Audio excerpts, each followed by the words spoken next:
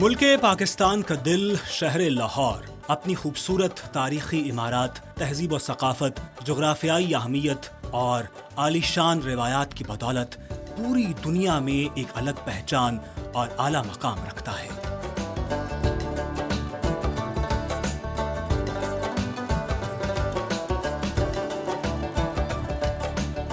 शहर को जितना भी एक्सप्लोर करें, ये उतना ही वसी होता चला जाता है। इसके कई खूबसूरत और तारीखी अहमियत के हामिल बाजार हैं, जिनमें अनारकली बाजार को मरकजी हैसियत हासिल है।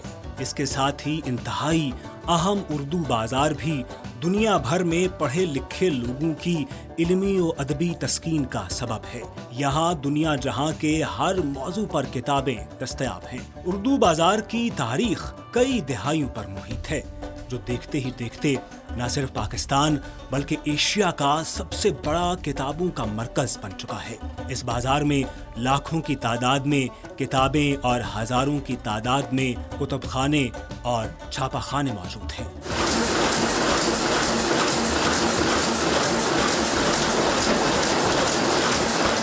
यहाँ से न सिर्फ पाकिस्तान बल्कि पूरी दुनिया में किताबें बरामद की जाती हैं। इस इंतहाई पुररौनक बाजार में रोजाना की बुनियाद पर इल्म व अदब के मतलाशी उर्दू बाजार लाहौर का विजिट करते हैं।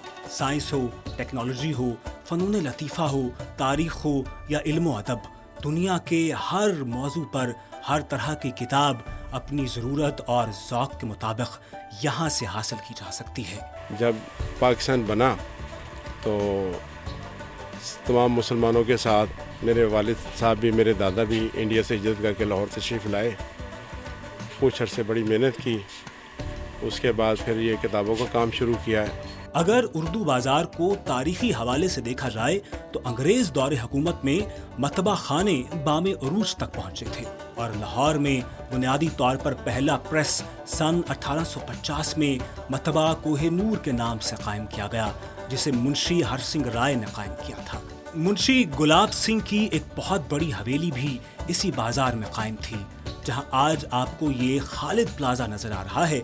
इस प्लाजा को अंजुमने ताजराने उर्दू बाजार के सदर खालिद परवेज ने तामीर करवाया है। उर्दू बाजार का पहला नाम मोहन लाल रोड था, जो मुंशी हर सिंह राय के बेटे थे।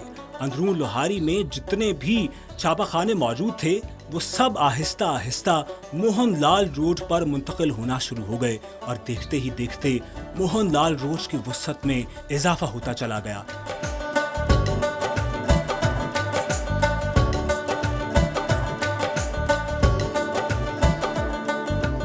जिनमें उस वक्त के मशहूर छापाखानों में दुआबा हाउस, पंजाब किताब घर, मल्होत्रा ब्रादर्स, भारती भून और दीगर शामिल थे।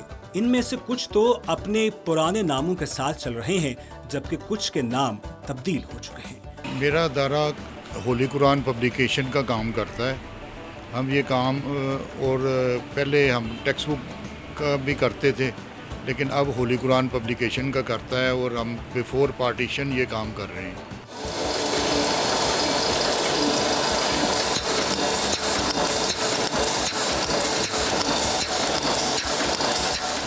ये हमारी जो फर्म है, ये 1948 से मेरे पहले वालिद साहब से मोहम्मद सईद नक्शबंदी साहब पहले वो रन कर रहे थे। उस वक्त तो उर्दू बाज़ार में चीदा सी दुकानें थी, मेरा नहीं ख्याल को 20-25 दुकानें होंगी उस वक्त। उसके बाद फिर वालिद साहब की डेथ हो गई 83 में।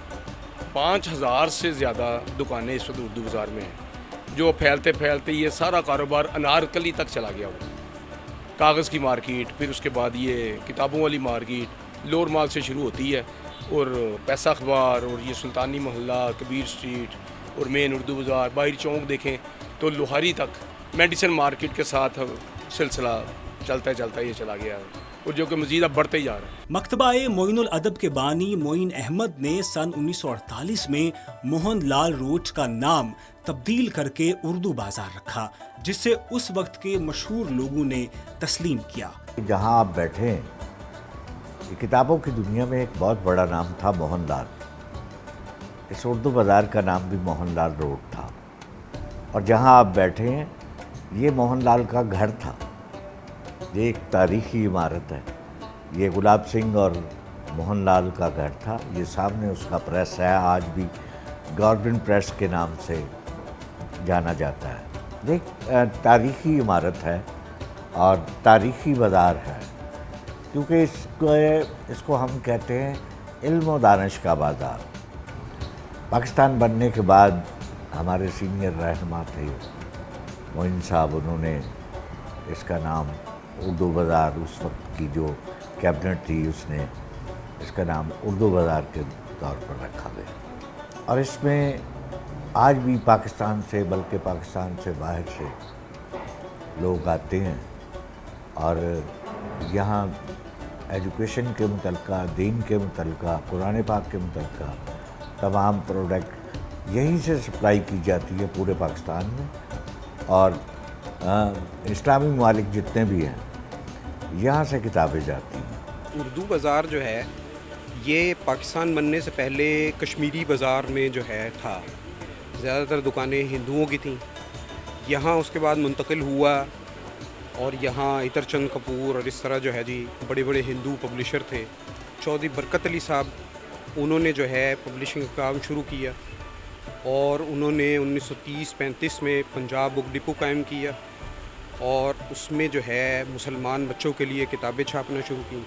چوئی صاحب نے ماشاءاللہ ابھی بھی اپنے والد صاحب کا مشن اٹھایا ہوا ہے، کام کر رہے ہیں اور اس کو لے کے چل رہے ہیں وہ اس کام کو، اور ان کے والد صاحب نے اس کو جو ہے جی اردو بازار کے جو ہے جی بنانے میں بڑا کام کیا ہے۔ جو چھاپا خانے آج بھی اردو بازار میں قائم و دائم ہیں ان میں Sheikh Ghulam Ali and sons, M R brothers, Ilmi book house, Chaudhry academy, Punjab Kitab Ghar, Awami book house, M Jahangir and sons وغیرہ شامل ہیں۔ آج اردو بازار لاہور کی وسعت میں بہت اضافہ ہو چکا ہے۔ یہاں اب نہ صرف چھاپا خانے موجود ہیں بلکہ اسٹیشنری کا ہر قسم کا سامان بآسانی اور ارزاں نرخوں پر دستیاب ہے۔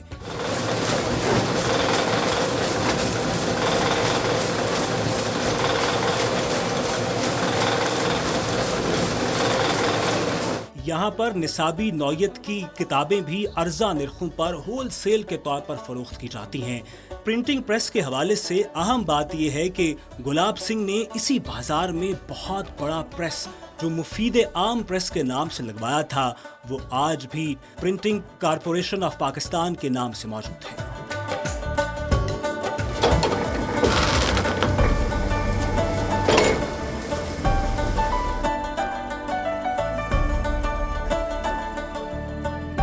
نامور لکھاری اور مشہور شعراء حضرات اور ادیبوں کا بھی اس بازار میں آنا جانا رہا، جن میں مولانا ابوالکلام آزاد، عطا اللہ شاہ بخاری، شورش کاشمیری اور دیگر مشہور شخصیات شامل ہیں۔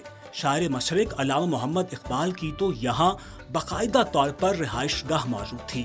اردو بازار آج بھی لوگوں کے لیے بہت بڑی دلچسپی کا باعث ہے۔ کتابوں، کاپیوں اور اسٹیشنری سے سجا اردو بازار صبح سے لے کر شام تک اہل علم و ادب کے متلاشیوں کا تانتا بندھا رہتا ہے۔ ایسے ہی تاریخی، منفرد اور پر رونق بازاروں کی بدولت شہر لاہور آج بھی دنیا بھر کے سیاحوں کی توجہ کا مرکز ہے۔